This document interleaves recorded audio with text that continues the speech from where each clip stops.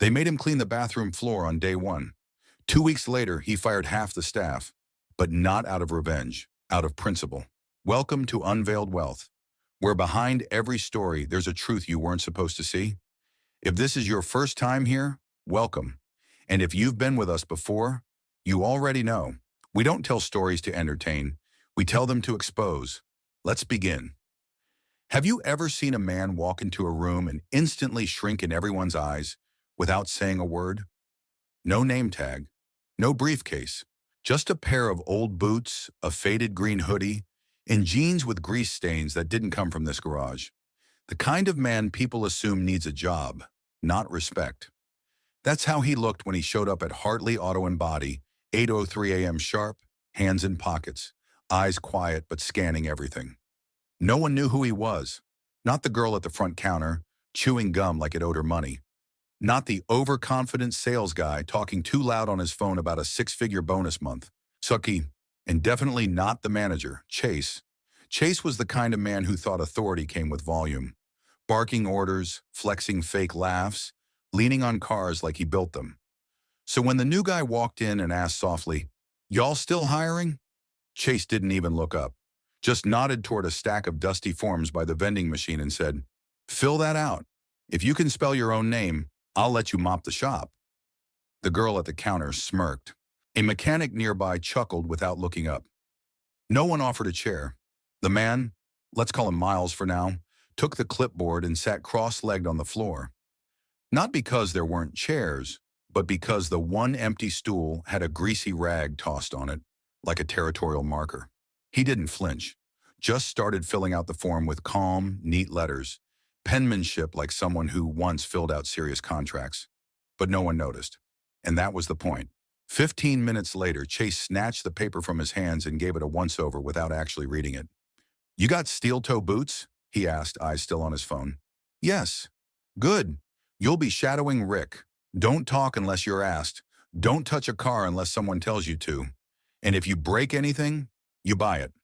He turned and walked away. No welcome, no handshake. Just that. Miles stood up, dusted off his knee, and nodded. Understood. Rick was a seasoned mechanic with a gut full of beer and a mouth full of sarcasm. "They really letting anyone in these days, huh?" he muttered as Miles approached. "You know which end of a wrench to hold?" Miles just smiled. "I'll figure it out." Rick laughed. "Oh, he's a smart one. Let's see how long that lasts." And so it began. The initiation. First task? Scrape oil stains from under the lifts. Not the usual mop job, no. He was handed a putty knife and a bucket. The kind of work that smells like regret and feels like humiliation. But Miles didn't complain. He crouched, scraped, and listened. Listened to the jokes, the offhand comments, the way they spoke about customers when no one was watching, about women, about lowballers, about people who asked too many questions. By noon, he had a map in his head, not of the garage layout, but of the power structure. Who thought they were untouchable? Who laughed the loudest? Who obeyed and who observed? One mechanic, a younger guy named Ari, stood out. Quiet, efficient, respectful. He nodded at Miles when others didn't, but even he seemed afraid to speak up when Chase boomed across the shop floor, belittling a customer who dared to question a bill. "They come in here thinking they know more than me," Chase growled, "like their YouTube degree means jack. Nah, man, if you can't afford it, go to Jiffy Lube." Everyone laughed, except Miles and Ari. Later, while wiping down a dusty engine block, Miles watched as a woman in a business suit walked in, high heels clicking across concrete. Chase immediately straightened up, dropped his fake swagger, and turned on the charm like flipping a switch. "Good morning, ma'am. How can we help you today?" Miles saw the difference. The way the room adjusted to money, to status, the way the jokes stopped, the way suddenly everyone had manners. The woman asked for a basic service. Chase upsold her on a necessary premium flush package that didn't exist on the actual menu. Miles raised an eyebrow. No one noticed. After she left, Rick laughed. "Man, you're the king of BS." Chase smirked. "She drives a BMW and wears Louboutins. You think she's going to blink at a $200 add-on? That's how you hit commission, baby." Miles turned back to his rag and kept wiping. "You know, it's funny How often people confuse polish with professionalism. They think being clean-cut means being competent. That silence equals stupidity. But sometimes the quietest man in the room is the one designing the walls. That night, as the shop cleared out and the clamor died down, Miles stayed late to finish wiping the bay floors. No one asked him to. He just did. Ari walked past and hesitated. "You don't have to do that. It's not your job." Miles looked up. "I know." A pause, then Ari said, "You're different." Miles stood, tossed the rag in the bin and said, "So are you, but you hide it better." Ari blinked. Miles smiled. "It's okay. I'm not here to out anyone." And with that, he walked toward the employee locker room, calm and unbothered. But if anyone had followed, they might have noticed him pull out a slim black phone, type a message. "Stage 1 complete. Culture confirms toxic. Beginning documentation." No name, no signature, just strategy. Because what no one realized was this. The man they handed the mop to used to sign their paychecks. And by the time they figured it out, it would already be too late. If that made you pause, even for a second, maybe you've seen this kind of place too. Maybe you've lived it. So do me a favor, drop a comment, hit that like button, and stick around. Because this story is only getting started. You can charge double if you say the part's back ordered. That was the first sentence Miles heard when he walked into the service bay that morning. Rick was standing near a Civic on a lift, leaning casually while explaining the day's gospel to a younger mechanic. Customer hears back order. They think it's rare. Rare means expensive. Expensive means you're a specialist. The kid laughed nervously. Rick didn't. "I'm serious. You want to eat this month?" Miles didn't comment, just walked past with his mop bucket, but he logged every word. Chase arrived 10 minutes later, Starbucks in one hand, Bluetooth headset in the other. He looked like someone who'd just closed a $1 million deal. He hadn't. He'd just talked a single mother into paying $600 for a performance diagnostic on a minivan with squeaky brakes. And when she hesitated, he told her the car was unsafe for her kids unless they fixed it today. That job wasn't even in the system yet, but the money? Already in his commission tracker. By noon, Miles had been assigned to inventory duty, which meant being locked in a supply cage with a clipboard while Chase barked orders outside like he was running a Fortune 500. "You find anything not logged, bring it to me." "Don't go asking questions," Chase said. That was the first real mistake. See, that supply room wasn't just bolts and brake fluid. It had records, handwritten logs, parts that didn't match inventory, boxes labeled for services no one had paid for. Or worse, boxes that were used but still sealed. Miles crouched beside a shelf of transmission fluid and snapped 3 photos with a pen camera hidden in the seam of his hoodie sleeve. Then he turned a page in a dusty logbook and saw it. A list of service packages billed under fake names. Over 40 entries. Different cars, same handwriting, same lie. And on each line, under approved by C.H. Chase, Hale. That afternoon, a woman in a red blazer pulled up in a Tesla. Miles saw her through the front window. The second her tires hit the lot, Chase straightened his spine, puffed out his chest, and muttered, "Watch this." He sauntered up like a wolf in cologne. "Welcome to Hartley Auto, ma'am." "Tesla, huh? Love these. What can we do for you today?" She smiled. "Just checking the tire pressure." Warning light came on. "Of course," Chase said, "but these cars are sensitive. Might be more than just pressure. Could be an alignment issue or a sensor malfunction. Wouldn't want that battery system acting up at highway speed." She blinked. "That sounds serious." "Oh, nothing we can't handle. I'd recommend a full diagnostic. Our premium EV package. Covers everything, just $189. Miles, standing a few feet away with a squeegee, turned his head. That package didn't exist. He checked the master pricing sheet 2 days ago. He said nothing, but his eyes lingered. The woman agreed. Car was pulled in. Chase logged it under Customer Requested Upgrade. 30 minutes later, he handed her a cleaned-up printout with a bold red, "All systems normal" across the page. "Good thing you brought it in," he smiled. She thanked him. She drove off, and Chase pocketed another lie. Later, Miles caught Ari in the break room, sipping water, visibly bothered. "You okay?" Miles asked. Ari hesitated. "It's just, she didn't need that. The Tesla lady, she came in for air." Miles nodded slowly. "You've seen this before?" Ari looked around, lowered his voice. "Yeah, a lot. Chase says it's how the business survives." "And you?" Miles asked. "I just work here." Miles tilted his head. "So does he." Ari didn't reply. That night, Miles stayed behind again. He walked through the bays, through the silence, the smell of oil and lies. He stopped at the office door, looked at the lock, then slipped a thin key card from his back pocket. It clicked. Inside, Chase's desk was exactly how he left it, messy, arrogant, and unprotected. Miles found the drawer, opened it, pulled out a flash drive. The label read, "Do not erase, bonuses Q1, Q2. He smiled, slid it into his jacket, then locked the door behind him. Before he left, he lingered by the main lift, staring at a stack of unpaid invoices Chase had tucked beneath a sales calendar. On top sat a note scribbled in red. "Don't log these until after Friday. Waiting on markup rates." It wasn't just manipulation. It was methodical theft dressed in customer service. And it made one thing crystal clear. This wasn't a place that needed a memo. It needed a purge. By midnight, a message was sent. Stage 2 complete. Financial records confirm manipulation.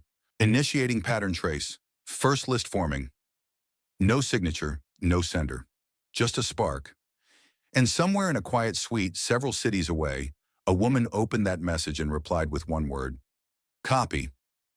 The yelling started at 10:47 a.m. Not the usual kind. Not Chase barking about deadlines or Rick swearing because he spilled coolant on his boots. No, this was a different pitch. Higher, sharper. The kind of sound that slices through concrete and makes every mechanic freeze mid-turn. A woman stormed through the glass doors, holding a receipt in one hand and a plastic bag in the other. Her lips were tight. Her heels hit the floor like punctuation marks. And her voice, oh, her voice didn't tremble. It pierced. "You said you replaced my fuel injector." "Then why," she said, holding up the bag, "did my brother, who's a licensed technician, pull this exact part with the same serial number, still coated in the same gunk from my engine yesterday?" Silence. Rick looked up. Ari stopped wiping a windshield. Even the radio playing 80s rock in the background went awkwardly quiet, like the station felt ashamed. Miles stood by the tire rack, holding a torque wrench, eyes calm. Chase came out of the office like a man waking from a dream he didn't want to explain. "Ma'am, let's just take this calmly, okay?" "I am calm," she said, stepping forward. "But you will not gaslight me in your little boiler room operation. I want a refund. I want the real invoice. And I want to know who touched my car." Chase blinked. And then, like flipping a switch, he turned. Slowly, dramatically, toward Miles. The shop watched it in real time.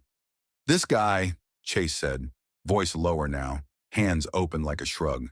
"He's new, still learning. Might have mixed up the service order. We'll make it right, of course." Everyone turned. Miles didn't move, didn't blink. The woman stared at him. Her face softened slightly, not with forgiveness, but confusion. Because the man standing there didn't look like someone who panicked. He looked like someone who had expected this. "Is that true?" she asked, voice steady. Miles tilted his head. "Would you like the security footage?" Chase's jaw tensed. We don't usually pull those for minor incidents." Miles turned to him. "This isn't minor. This is fraud." Chase stepped forward a little too quickly. "Look, we don't need to escalate. Let's just fix this quietly. I'll issue her a refund." "You won't," Miles said, finally raising his voice just enough to silence the room. "Because this isn't a refund issue. This is a system issue, a pattern." That word echoed, pattern. Ari blinked. Rick shifted his weight. The front desk girl stopped scrolling her phone. Then, before anyone could speak, Miles walked past them, directly to the small office beside the service bay. A keypad hung beside the door. He entered 6 digits. The door clicked open. Every head turned.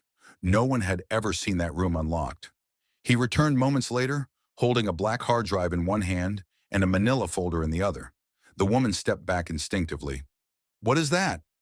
The last 2 weeks of service footage, Miles said, and a list of VIN numbers with falsified part replacements. You're number 14. Aries' mouth parted, stunned. Chase looked like he'd seen a ghost. I've been watching, Miles added, eyes narrowing. I've been listening, and now I'm documenting. The woman's eyes welled, but it wasn't emotion. It was clarity. You're not new here, are you? I am, Miles said, but not to this. He handed her the folder. You'll find everything you need in there. If you choose to press charges, your case is stronger than you think. She took it with trembling fingers, nodded once, and left without another word. As the door shut behind her, the room deflated. Chase turned to Miles, barely holding his composure. What the hell are you doing? Your job, Miles said. That night, Ari waited until the others had cleared out. He found Miles by the lift again, kneeling beside a toolbox, checking torque settings like nothing had happened. What was that today? Ari asked, his voice low. That wasn't just standing up for someone. That was planned. Miles closed the toolbox. Let me ask you something. If you saw a building on fire, but the flames were still inside the walls, would you wait for the smoke, or would you start pulling people out now?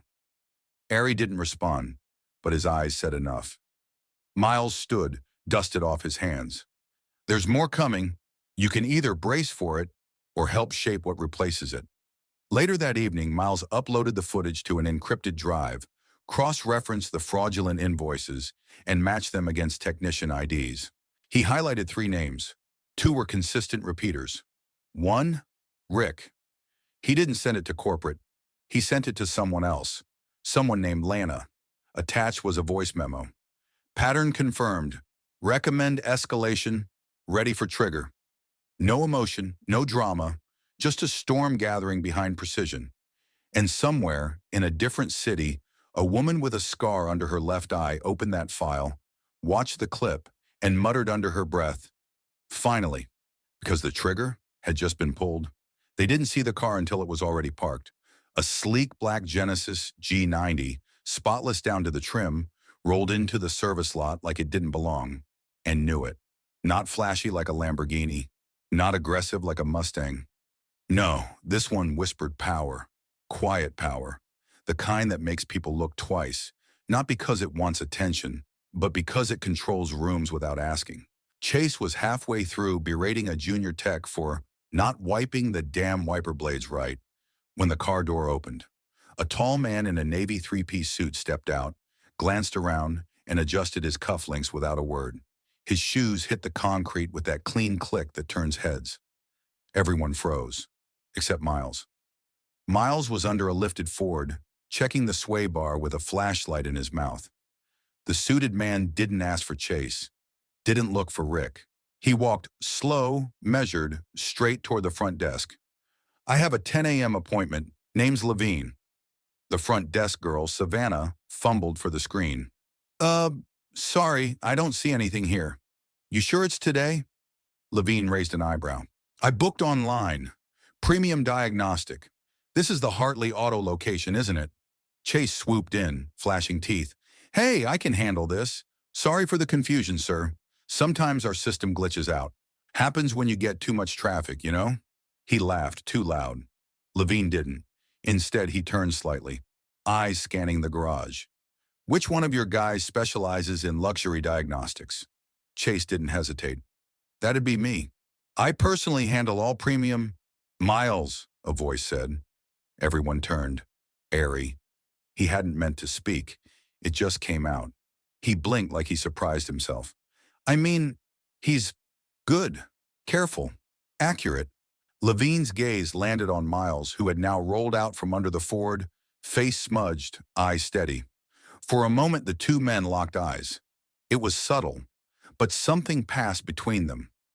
Recognition, maybe, or maybe just understanding. Then I'll wait for him, Levine said, and walked back to his car. Chase's smile cracked. Sir, really, I can... Levine raised a hand. I said I'll wait. 20 minutes later, Miles emerged from the bay with gloves off and clipboard in hand. He approached Levine calmly, nodded once, and asked a single question. "What are you actually here to test?" Levine smiled. "Trust." And that was the end of it. The diagnostic was done. Clean, thorough, honest. And when it was over, Levine left without a word. But not without leaving something behind. A handwritten card slipped to the front desk before he exited. Savannah opened it and read aloud, because she couldn't help herself. "To management, I've never been to a garage where someone like that, calm, sharp, invisible, reminded me what integrity looks like. Whoever he is, give him a raise. L." Chase snatched the card and crumpled it before anyone else could read it. But the message had already spread. 3 hours later, the second blow landed. A dark gray van pulled up. No decals, no company branding. Just tinted windows and silence. 2 men and 1 woman stepped out. All in business, casual, no smiles. The woman carried a leather folio.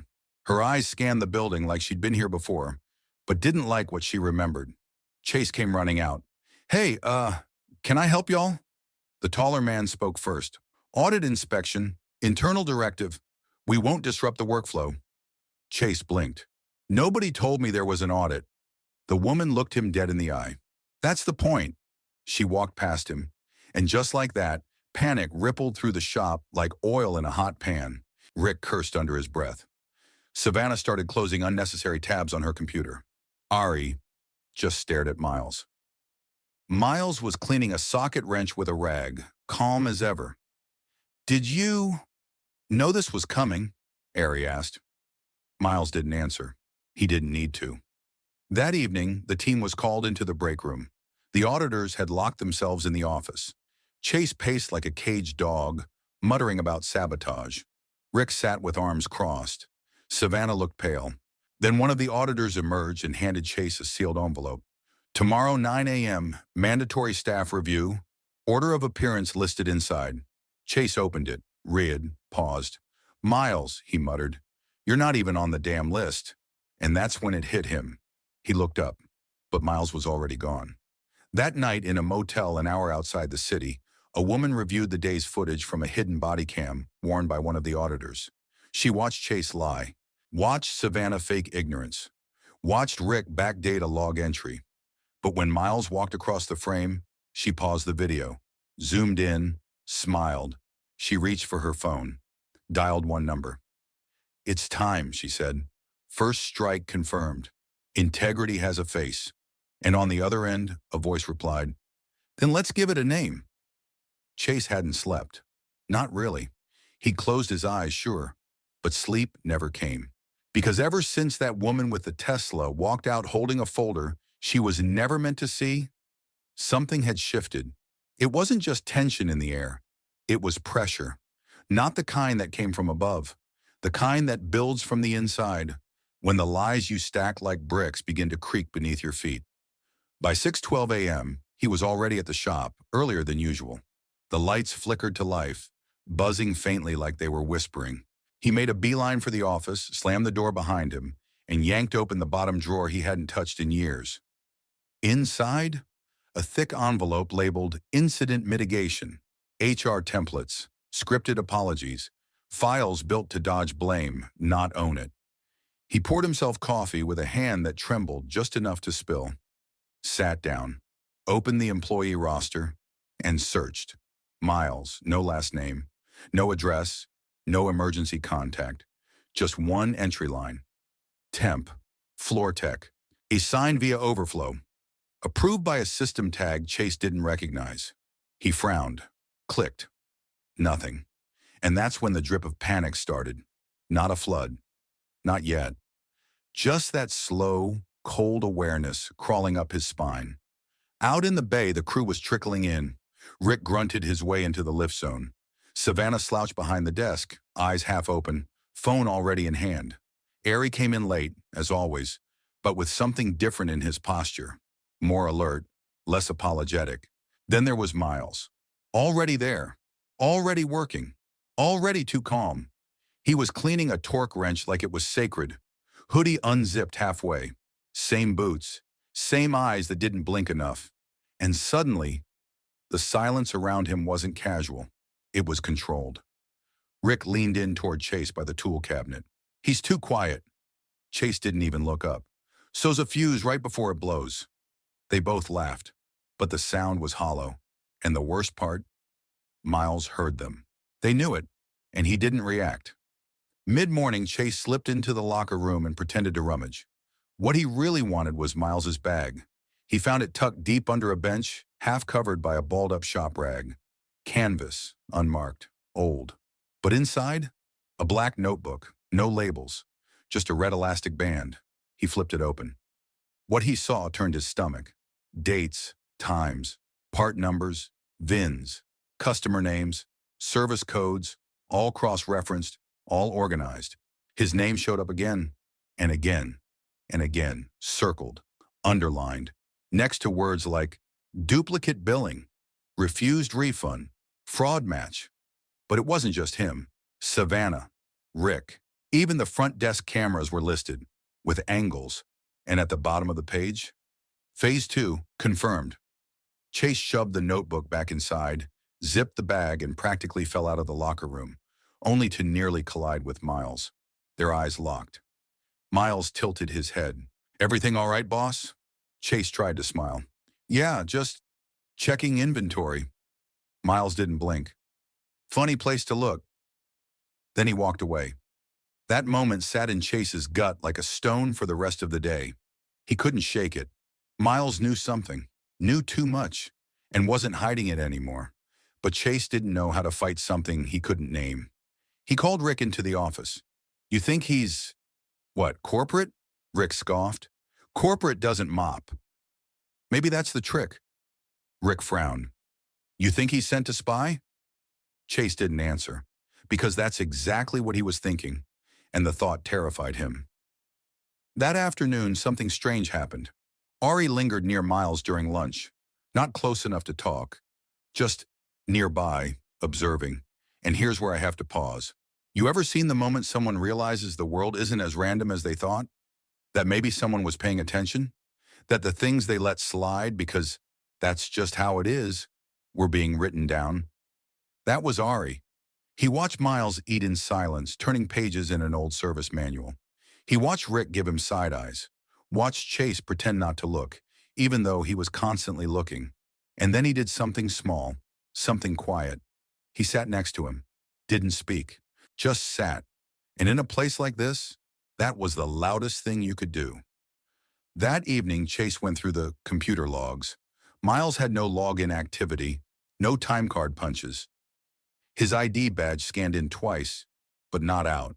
It was like he never left. He checked the cameras.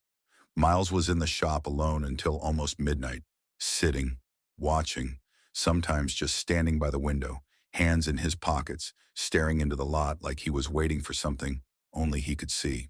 The next morning, Chase opened his locker. Inside, taped to the mirror, was a photo, a blurry frame from security footage. Rick swapping out brake pads on a car that hadn't been scheduled. Time-stamped. Label, internal use, phase 3. No explanation, no threat, just a message. Rick cursed, tore it down, showed Chase, and that's when it clicked. Miles wasn't here to report them. He was here to trap them. That night across the city, a woman named Lana uploaded a file titled Phase 2 Complete. Her screen glowed soft and blue. Her fingers moved like she was playing piano with a secret. Attached was a single note, target unstable, fear behavior detected, recommend final extraction. She hit send, then leaned back, watching as the storm finally began to spin in public view. The day began like any other. Oil, noise, a half-burnt coffee pot that nobody cleaned but everyone cursed. Rick was already shirtless under a Subaru, swearing like it owed him money. Savannah sat behind the counter, scrolling through vacation rentals she'd never actually booked. Chase, as usual, barked orders like he was conducting an orchestra of dysfunction. And Miles? He was wiping down a lift, not because it needed cleaning, but because he needed to think. Because today was going to shift something. He could feel it. Around 9:14 a.m., a car pulled in. But not just any car. A black-on-black Mercedes Maybach with glass so dark it looked like it refused to be perceived. The doors opened slowly, deliberately. The kind of slow that said, "We're not in a rush because we already own the clock." A man stepped out. Salt and pepper hair, crisp linen shirt, aviators, a presence like gravity. Even Chase straightened his posture when he saw him. Because even if he didn't recognize the face, he knew the type. Money, legacy money. The kind that didn't need to prove anything. The kind that could ruin you with one phone call and wouldn't even need to raise their voice. The man didn't walk toward Chase.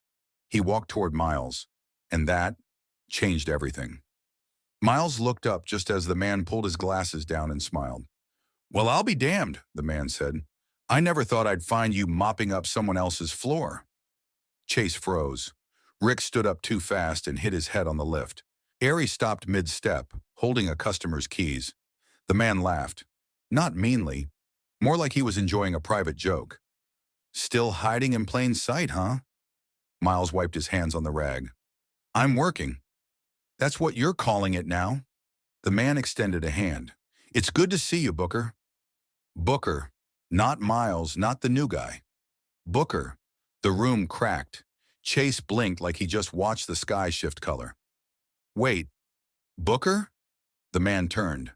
"You didn't know who you hired?" I mean, I hired a temp." The man raised a brow. "Well, you didn't hire just any temp. You hired Denzel Booker, as in Booker Holdings, as in the guy who bought this franchise group 2 years ago." Dead silence.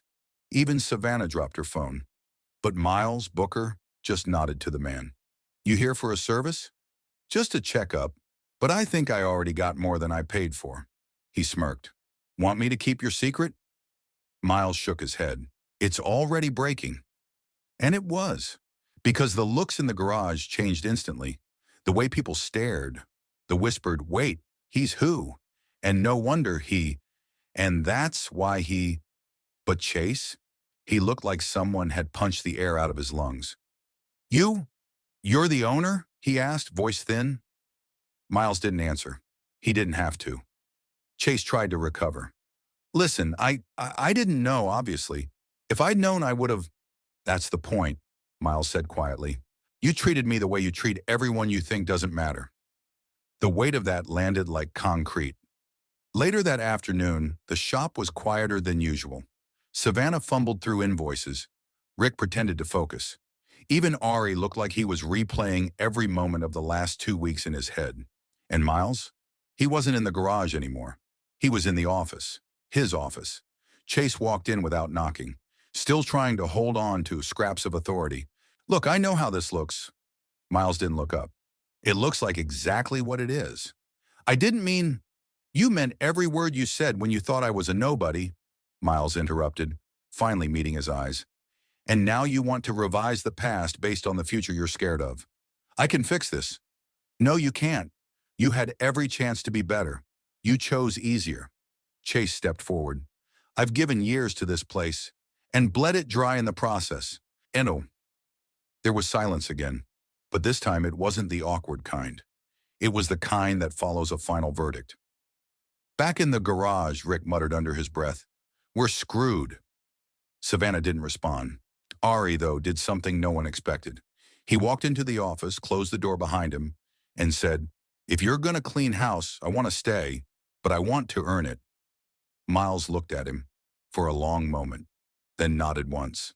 And that was enough. And here's where I'll step in. Not as the storyteller, but as the observer. Because let's be honest, most people never get their reckoning. Most walk away bitter, silenced, or worse, unchanged. But when someone like Miles walks in quietly and flips a whole power structure on its head without raising his voice, that's not just justice. That's art. That night, a final audit folder was uploaded to Lana's drive. The cover file was simple. Phase 3, exposure, unrecoverable. Inside were statements, footage, log records, and one final video. Chase pacing the locker room muttering, he can't be. But he was. And now, everyone knew. Chase spent the rest of the day trying to smile through a war he knew he'd already lost. Every smirk was a mask, and every word left a bitter taste in his mouth. But it didn't matter how straight his back was or how confidently he paced the garage. The truth had already slithered under the doors, climbed the walls, and whispered into every corner of Hartley Auto. And that truth had a name. Not Miles. Booker. You could feel the weight of it, the shift in temperature, the way people paused just a second longer when he walked by, like a predator had entered the room and everyone forgot how to breathe. Savannah, who 2 days ago wouldn't look up from her phone when he walked past, now delivered him coffee with both hands like it was a peace offering to a god. She smiled too wide, laughed at things he didn't say, called him sir once and pretended she didn't mean it. But her eyes told a different story. They were searching for forgiveness, for favor, for a way out. By noon, Chase snapped. He found Miles, Booker, kneeling by the bay door, scrubbing the oil trap. His hoodie sleeves pushed up to his elbows, his forearms slick with black streaks. The rag in his hand darkened with every motion, soaked in years of neglect. The floor reeked of old engine grease and mold. The air was thick, humid with the tang of burnt rubber and hot metal. His breath was slow, measured, not like someone cleaning, but someone thinking, calculating. Chase crouched beside him. Look, about earlier. Booker didn't flinch. He just squeezed the rag once, and a line of black liquid slid down his wrist. He wiped it on his pants, then finally turned his head. You caught me off guard, Chase continued. If I'd known who you were. You would have faked decency faster, Booker said, flat. His voice didn't rise, but it cut through the noise like a blade wrapped in velvet. No, I mean, I would have treated you with respect. You mean I had to earn it first? Chase's jaw clenched. That's not what I said. It's what you meant. There was a pause, long enough to sting. A drop of sweat rolled down Chase's neck. Booker's eyes stayed still, like he was watching a machine break down in slow motion. You spent 2 weeks showing me who you are when you thought I was no one, Booker said. Don't try to rewrite it now. Chase swallowed. I made mistakes. No, you made choices. Booker stood. His boots scraped against the floor with a hollow drag.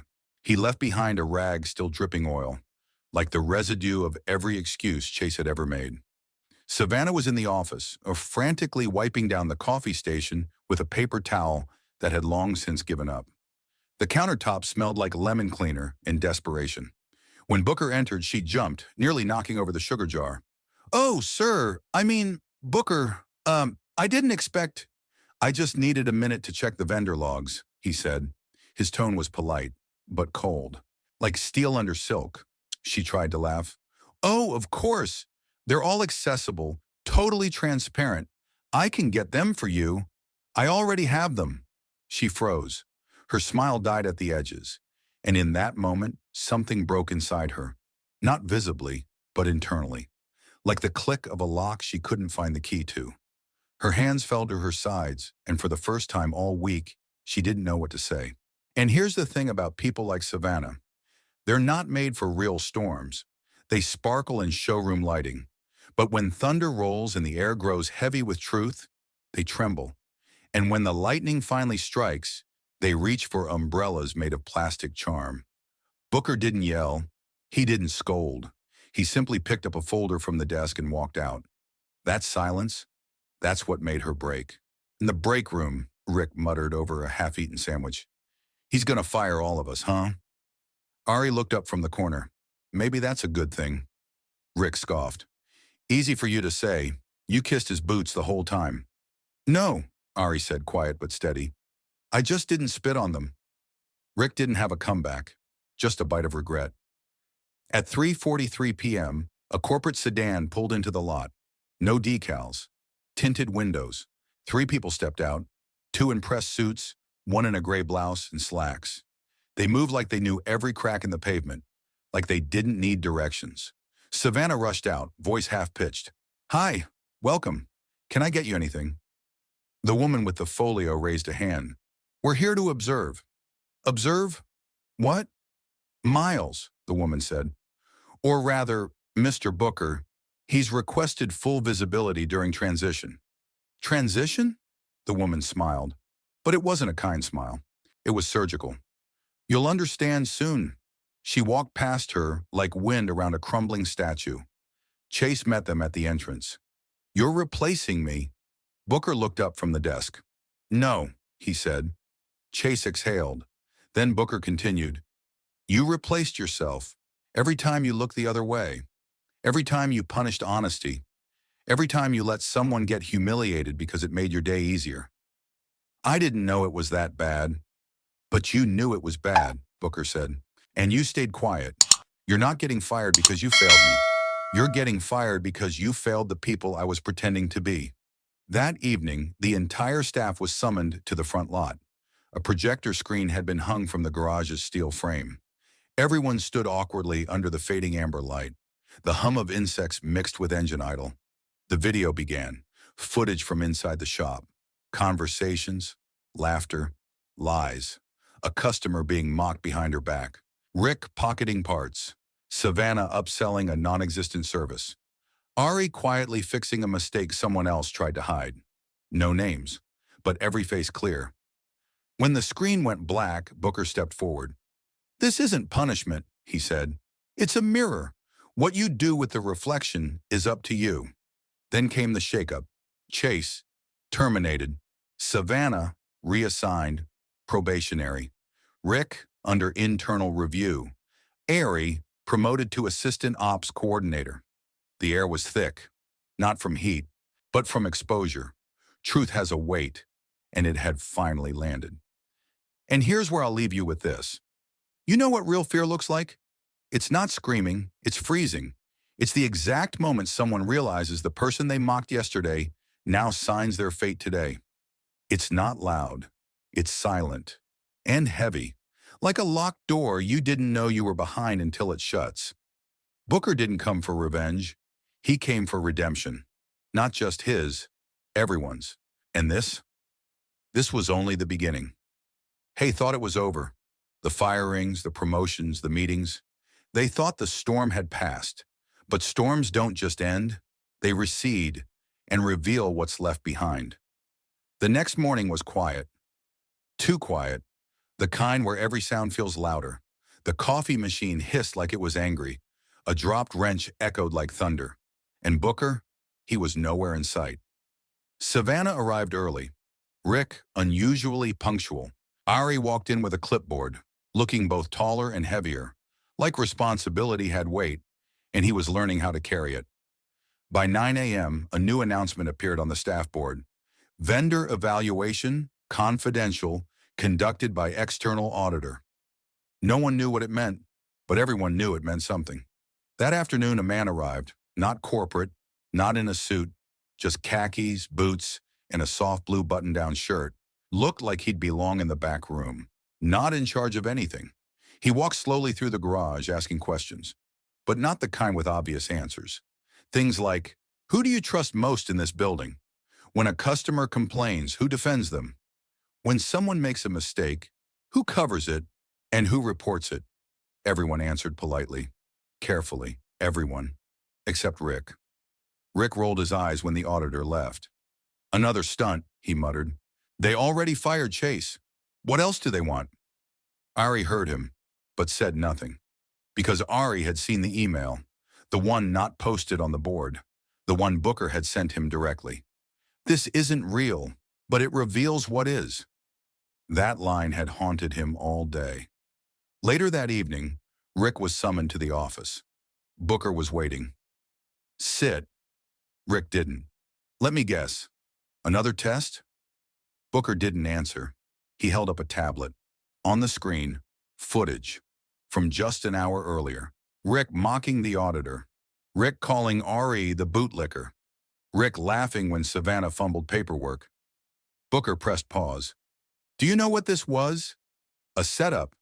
"No," Booker said. "It was a mirror, and you couldn't look away." Rick scowled. "So what now? Another write-up?" Booker looked tired. Not angry. Just tired. "You know the difference between rot and mold, Rick?" he asked. "Mold can be cleaned. It spreads because people don't notice. But rot? That eats the foundation." Rick said nothing. "You've been here long enough to know better, and long enough to hide it. But the worst part?" Booker leaned forward. "You laughed when you thought no one was watching, and that tells me everything." Rick stood up, muttered something under his breath, and walked out. Not fired, but emptied. And that was worse. The next day, Savannah handed in her resignation. She didn't explain. She didn't need to. Booker found her at the door, envelope in hand, eyes downcast. "I know," she whispered. "I was two people. I think I like the second one more." He nodded. "So be her.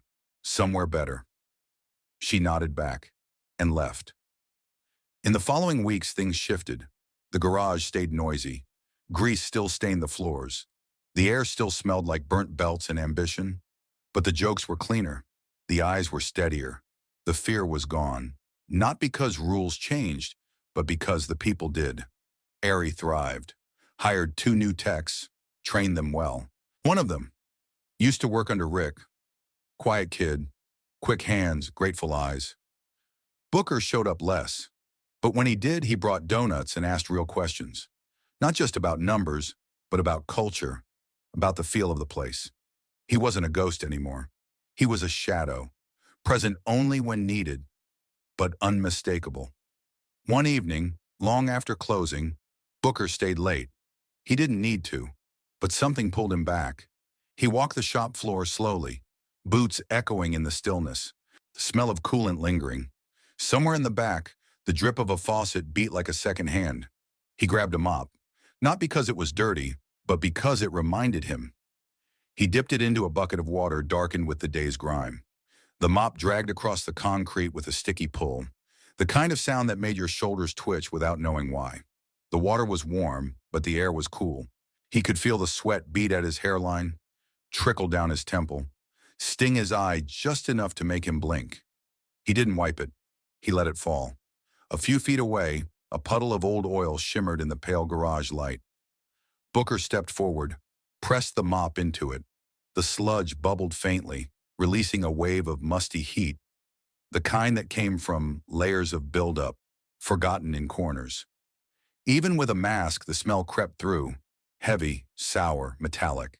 It didn't punch. It crawled. Up the nostrils, behind the eyes, down the throat. And for a second, just a second, you'd almost gag. Almost. But he didn't, because he'd smelled worse. And if you've ever been the one left to clean up after the powerful, you'll know this. It's not about the mop. It's about the message. The ones who look powerless often carry the strongest weapons. Silence, endurance, memory. And when the time is right, they don't need to scream to make you shatter. They just mop and let the room remember. So if this story hit a little too close to home, maybe you've been the one who got overlooked. Or maybe you were the one who did the overlooking. Either way, don't leave without doing something about it. Like, share, subscribe, or maybe, just maybe, start cleaning your own floor before someone like Booker shows up.